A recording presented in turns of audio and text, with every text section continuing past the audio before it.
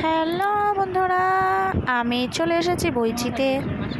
আর বইচি এসে প্রথম যে প্যান্ডেলটি আমি দেখলাম আমার দেখে ভীষণই ভালো লাগলো।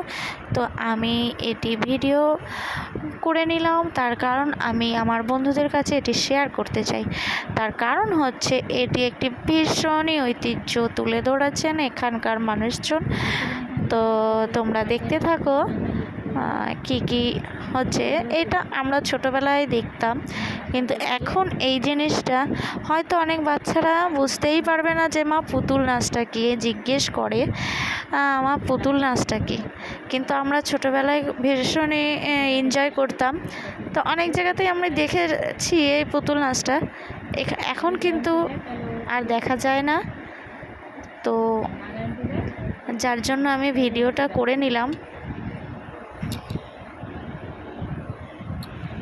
তোমরা দেখতে থাকো বন্ধুরা, ভীষণ ভালো লাগবে।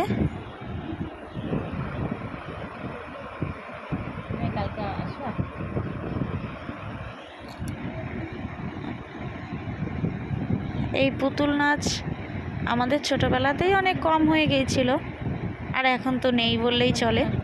নেই বললেই চলে কি, একদমই নেই। কেন কি এখনকার বাচ্চারা এসব জানেই না। আমার ছেলেই বলছে আমার পুতুল নাচটা কী। তো ওই জন্য আমি ভিডিওটা করলাম, যাতে অনেকেই বুঝতে পারে, অনেক বাচ্চারাই যাতে জানতে পারে যে পুতুল নাচটা কী আসলে।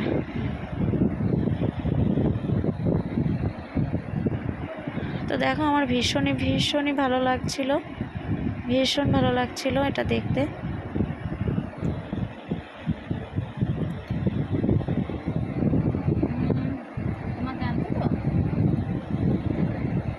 দারুণ একটি জিনিস তুলে ধরেছেন এখানকার মানুষজন। তো তাদেরকে আমি জানাই অসংখ্য ধন্যবাদ, কারণ এই জিনিসগুলো এখন নেই। তো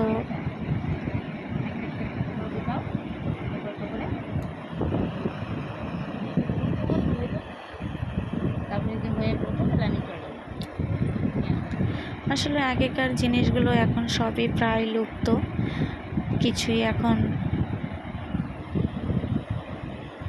দেখা যায় না এসব।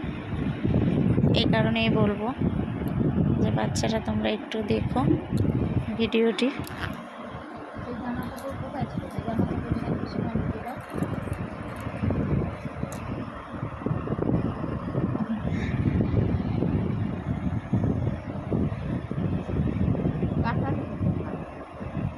আমার ভিডিওটি দেখে মনে হলো আমার একটু এটা ভিডিও করে নেওয়া উচিত, তার কারণ